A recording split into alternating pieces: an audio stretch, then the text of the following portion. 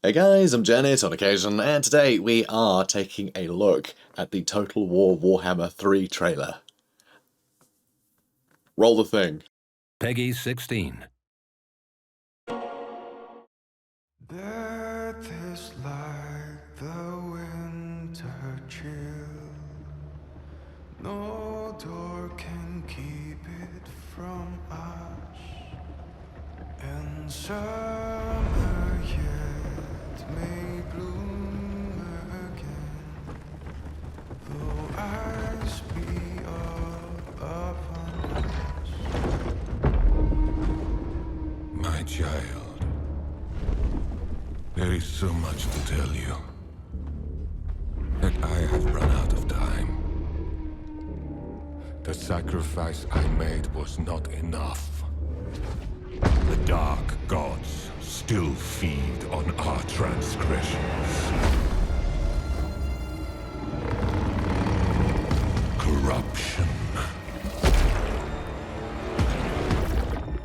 Obsession. Deceit. Rage. You must face these demons.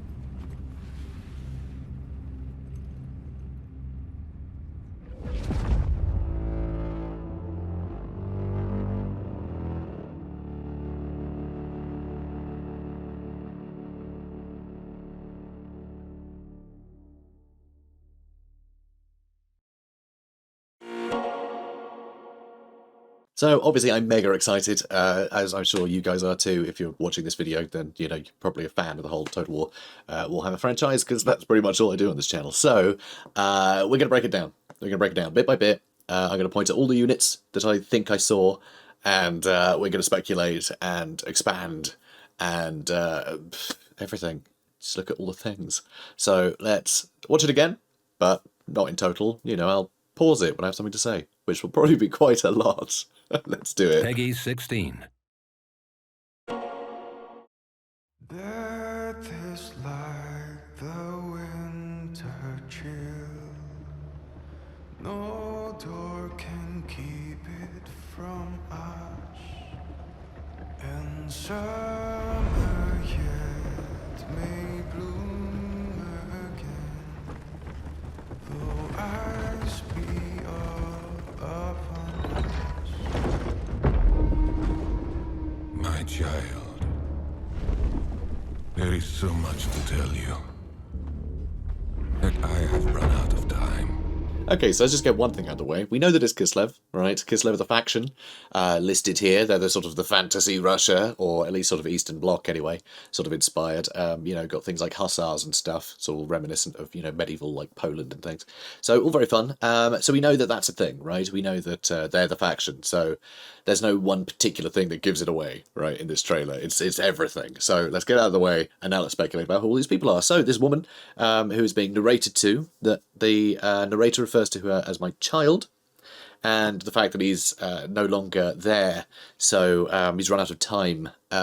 So yes, presumably the narrator here is Tsar Boris, so Tsar Boris Ursus, probably deceased, and this is now the Ice Queen, Tsarina Catherine, who is you know, now taking over. As we'll see, sort of more particular clues that I'll break down. They're nice world building stuff, but don't necessarily tell us more information that you know, who these people are. But that's a good start. So we know that Tsar Boris is writing a letter to her and is presumably dead, and she's taken over, which is sort of disappointing because they're the two main characters of Kislev. So if we're only getting one, does that mean we're only getting one legendary lord for Kislev? What's going on there? Or does he live? Does he live? Is he secretly still alive? I don't know. But we'll see. We'll see, I guess. So, let's carry on. The sacrifice I made was not enough. Okay, so the sacrifice that he talks about here, it was actually against Chaos Worshippers. It was against the Kurgans, that are a sort of a Norscan tribe that are from the east of the current map that we've got. So sort of north of the Darklands and beyond. Sort of almost all the way back around to Naggaroth and such. So he did die against Kurgan hordes, sadly, poor old Boris. So he met his end in battle in 2517. So it's from the Kislev book, if you guys were wondering. I'm not just reading notes, no, getting it from the horse's mouth, or the war bear's mouth, I suppose. They can't talk. Neither can a horse. It's a metaphor. So, he did die. So this was in Troll Country. At an unnamed river crossing, the Tsar charged deep into the Kurgan army of Hetzar Fadaj, but soon found himself surrounded and cut off from the rest of his army. He and Erskine, who is his warbear that he befriended, it's just sort of guy he is, he and Erskine fought with all the might and fury of the bear god himself, but even Red Boris could not triumph against such odds. So that's how he fell, and it could be how he fell here. How he's writing a letter about that, I'm not sure, but I guess he could have written that ahead of running headlong into that army, because chances are he knew that he was going to die at that point. So leaving Tsarina Catherine here a letter. So, you know, good for him, I guess. All right, let's carry on. The dark gods still feed on our transgression. And so the narrator gives something away here, which I really like, just for sort of world building. He says, he talks about them feeding on our transgressions, and that I kind of like, that it has a certain amount of self-awareness to it, because all of the Chaos Gods, they are fueled by sort of vice and whatever else. So that's kind of how it works, right? That's how it works. So it's our transgressions fuel chaos, which, again, is a metaphor, you know? Bears can't really talk. So, let's carry on. Corruption. And so now they're going through all the four Chaos Gods. This first one, Corruption, is the Chaos God Nurgle, who is the god of pestilence. Obsession. And Obsession there is representing Slanesh, who is the god of excess. Deceit. And so that was Deceit, if you couldn't hear that. I couldn't. I had to listen to it 100 times. But that's Deceit, and that represents Tzeentch, who is the Changer of Ways, the god of trickery and lies. Rage. And lastly, Rage is Khorne, who's basically literally Satan. You must face these demons. As well as being really awesome visually, that is our first glance at Ice Magic, which is going to be a new lore of magic for Total War Warhammer, which is really cool. And it includes, but is not limited to, I mean, it could be limited to these, I really have no idea, Shard Storm, Freezing Blast, Form of the Frost Fiend, Invocation of the Ice Storm, Midwinter's Kiss, and Glacial Barrier.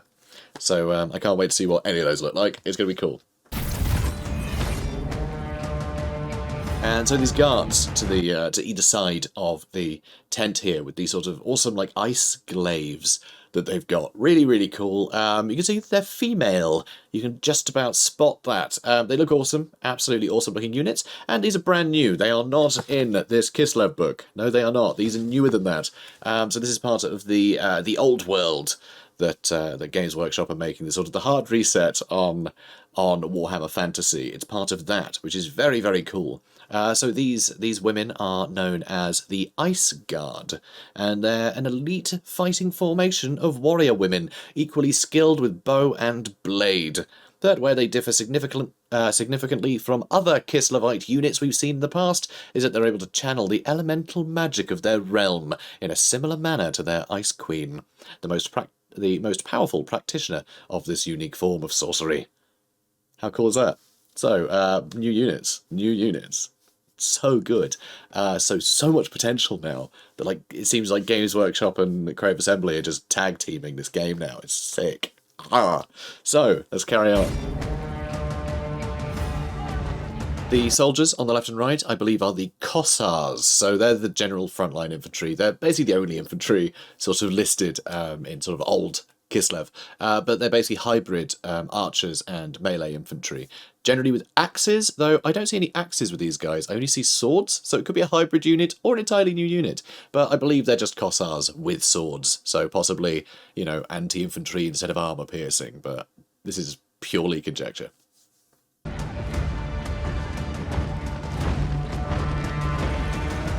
And so that guy that sort of tried to stop her and then, you know, bowed, I believe that's a boyar. So the boyars are basically the mid-ranking officials and representatives of the Tsarina. So, of course, they have to do her bidding, but they're also looking out for her, trying to protect her. So just an officer, essentially. But we'll probably get those as hero units, maybe? Instead of, you know, Empire captains or whatever. We'll probably get them as that. But I'm not ruling out the possibility that that might be a character that tried to stop her there that we haven't been introduced yet. So we'll see. We'll see. And so now the Bear Cavalry, which have only recently been sort of made canon, really. Again, it's with the old world. The Bear Cavalry was sort of mentioned here and there, but never formally like, yeah, they're a Kislev cavalry riding bears. It's more sort of because of their sort of their whole connection to the bear god, being their patron god, and the fact that their Tsar Boris rode a bear. It really is just him that rode bears up until recently when they decided, nah, you know what, it's too cool a thing. Kislevites ride bears. Let's go for it. So bear cavalry, guys. So I don't know if they're going to be called like winged bear cavalry or bear hussars or something. I have no idea. Bear lancers, lance bearers. I have no idea. But I'm excited because look at them. They're so cool.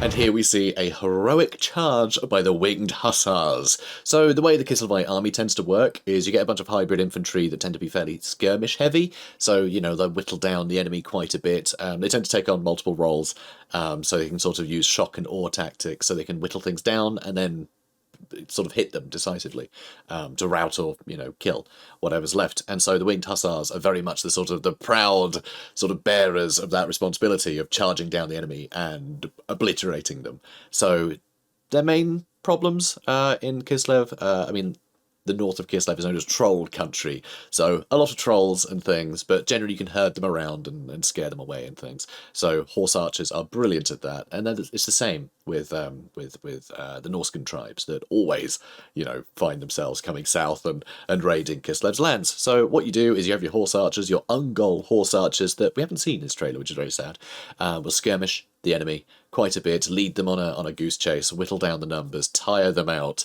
and just not let them rest. And then the winged hussars the winged lancers can come in and just slaughter everything that remains at the end. You know, make sure it's broken for good. And so that's how they do it. They tend to sort of try and control the battlefield in that way, and that's very much their tactic, which is very, very cool. Because the ice magic as well, there's actually a spell that just makes a big old wall of ice. So a lot of it is about controlling where the enemy is. So I really can't wait to see how that's translated. But just beautiful units, these. Let's move on. There's more to talk about. Khorne units are finally seen in the trailer, which is awesome. So this is great because there's a couple of things here which I don't think a lot of people would pick up on. At least, maybe they will. Maybe everyone will pick up on it. I don't know. But anyway, the big rhinos that we're seeing, the big armoured rhino monsters, they're known as juggernauts or juggers, which it actually says that in the army book. I can't take that back. They're called juggers, which I think is ridiculous. It's such a dumb name for them. But anyway, juggernauts of Khorne. And in the Demons book, right, it's bloodletters that ride them, which are a sort of demon, which we'll get into later. But you can see they've actually got the armour and the crazy corn hats and everything. So it's actually it's actually Chaos Warriors, you know. They're on there. So it is showing hybrid sort of factions. It's not just going to be the demons of the associated god, it's going to be the demons and the sort of mortal peasants, the normal, you know, the mortal plebs of that faction, which is really cool. So it's going to show hybrid, you know, we've got hybrid stuff, right? So it's going to be Warriors of Khorne dedicated to that god as part of the roster, which is very cool. So, I mean, it's kind of obvious, but it's nice to know that we're getting that just from this trailer. So it's very cool. I'm sorry, I wasn't done. The big rhinos, they're actually a weird cross between demon and just like living metal. They're basically what you see, right? It's like, what is that? It looks like a big hulking metal demon. Oh, good, that's what it is. So the fir trees in the foreground and the spiky mountains in the background imply that this is north of Kislev, on the border to sort of Norska, and beyond is the Chaos Wastes.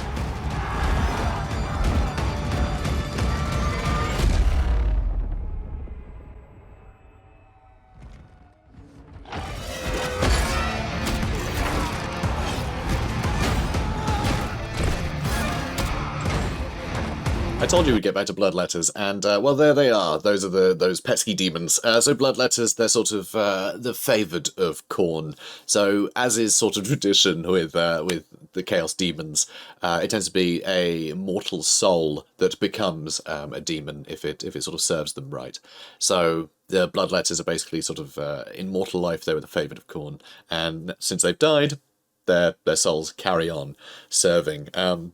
So relentless, horrible, merciless killers. They just sprint from target to target, and their sword is actually made out of part of them, so all of their hatred and everything is infused in the blade, which can never be removed from their grasp. So yeah, they're very scary. They're very scary boys. So they give me the chills. More so than the snow. They give me the chills.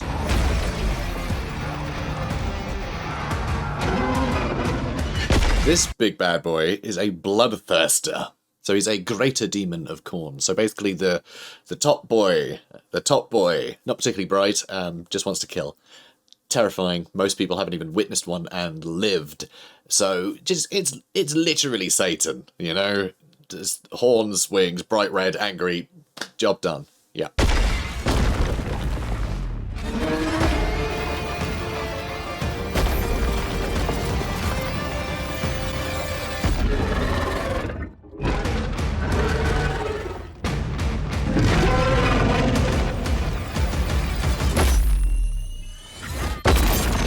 Law of Ice is the magic of the dour frost mages of Kislev, whose blood runs cold in their veins, and who can transmute the winds of magic into lethal ice storms with a single gesture.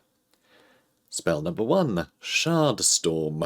The caster stretches out her hands and unleashes a torrent of diamond-hard icicles at her foes. That's probably it, eh?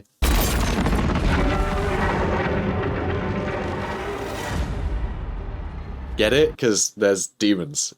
But it's also a metaphor, so it like means two things. It's clever.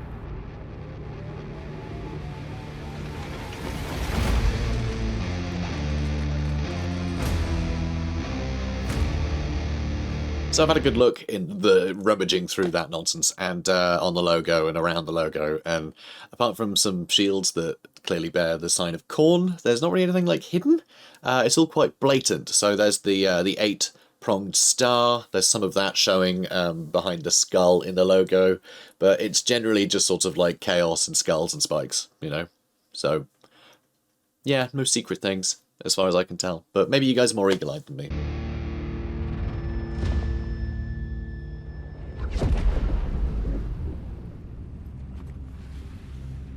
Okay, so this is full of stuff.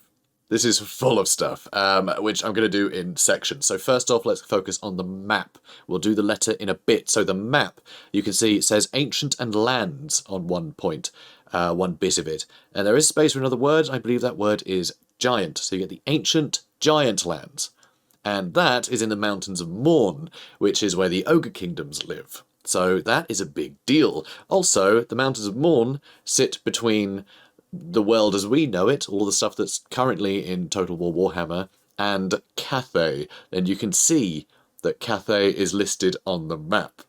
And so the reason I'm so excited about that is because Cathay is not a faction that's ever been developed. It's been mentioned, but it's never been properly developed. All we know is there's a Dragon Emperor, and it's China. It's Warhammer China. I think Cathay even means China in our reality.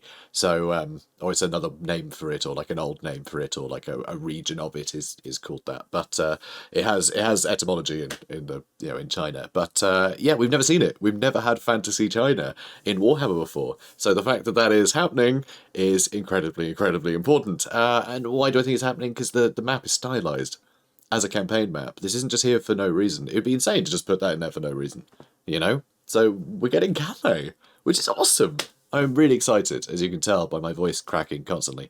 But yeah, man, I'm so excited. So now let's get on to the letter, because that's also very intriguing. So although a lot of it is very difficult to tell what it says, I've got most of it, I think. So, Dear Yuri, while my only hope is that this finds you well, I know the hardship and peril into which I have ordered you. Forgive me for sending you far into the north. Being, north is where chaos is coming from. Duty must come before us, and you are the only one I trust to complete this task. So clearly, the person writing this, has a fairly, intimate relationship with this person. They're clearly either good friends or possibly something more. The boyar's dispatches grow increasingly erratic. He claims to have heard the roar. The roar of what, I wonder? Probably the demon in the trailer, honestly. Probably that one. We must act quickly, and so I send, possibly, you with my complete authority. Seems likely. While I secure the throne and our nation's borders, Yuri, my Ungol prince. So Ungols are they're one of the ethnicities in Kislev. So the Ungols, basically they're the Mongols, right? So they came from the east. So from towards Cathay, basically they came from that direction, and then across into Kislev and eventually just sort of got absorbed into the population, and they're just sort of they're just one of the ethnic groups of Kislev now. So but Prince.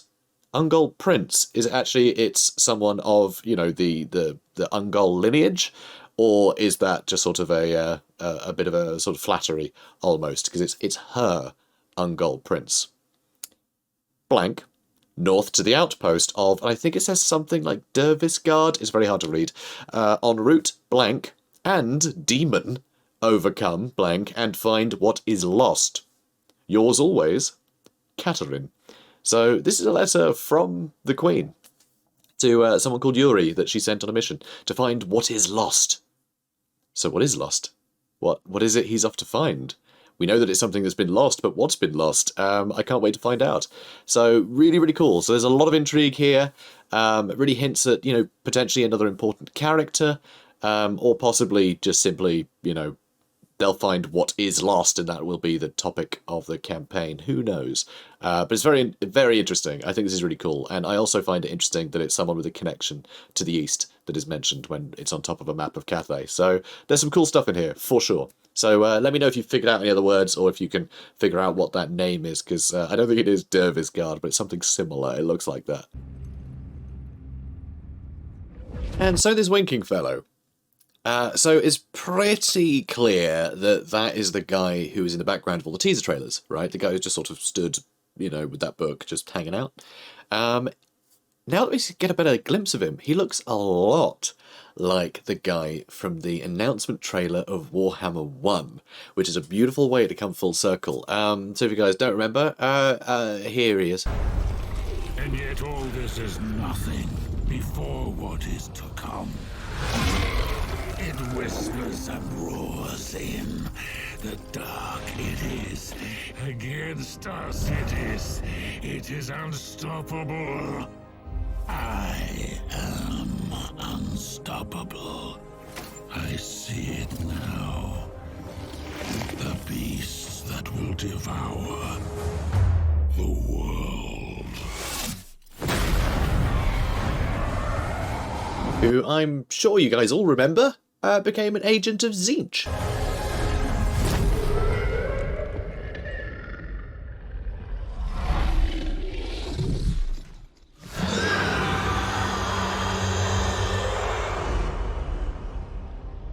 So is he going to be like a big deal? I actually have no idea, but what I think is interesting, the fact that he looks so sly, and the fact that he was in the Tsarina's room, or tent, I guess. Is he the one that gave her the letter? That's what I wonder, because I think to have Tsarina but not Tsar Boris in the game, like representing the game, I think that would be a big disservice. So if this guy is here, you know, representing the changer of ways, can they tweak the canon? You know, because that's the thing. Like Total War Warhammer, it takes a lot of liberties. You know, there's a bunch of characters that should be long dead that are alive, and they just sort of gloss over it. But in this case, do you think he's manipulating, you know, Tsar Boris's daughter to go to war like this? And then maybe in a later trailer, you know, we'll see maybe a different Chaos faction, you know, with Tsarina fighting them, then in some precarious situation, you know, I don't know, about to get stabbed in the face. Suddenly, her father comes riding in on his big old war bear and just, yeah, gets the work done.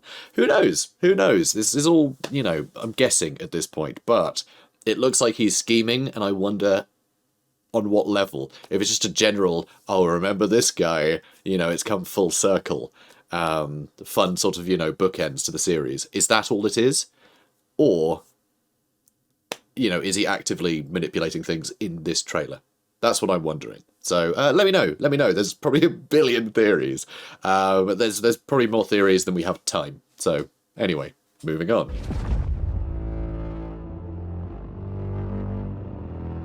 And of course, it's coming out this year, which is awesome. Obviously, we're very, you know, we're right at the start of the year, so who really knows when that'll be? I mean, God, it could be December for all we know. It's probably still a while away. So there is a FAQ, and the Steam Store page is you know, available to look at. I might remember to put them in the description, but probably not because of the timings of all this. But I don't know. I'll try and remember to do that. If not, bother me, I'll do it. But I am going to be doing a video covering that stuff as well, which may already be out. So be sure to have a look on the channel and see if that's out there. Should be educational. There's a bunch of other stuff that isn't covered in this trailer. So there's still a lot more information to go through and a lot more excitement, including some of the other factions that are coming. So, ooh, giddy. So yeah, guys, if you enjoyed this, comment, like, subscribe, and be sure to hit the notification icon, so that way you can get notified every time I talk about this game, which, you know, will be a lot in the next few months, I'm sure.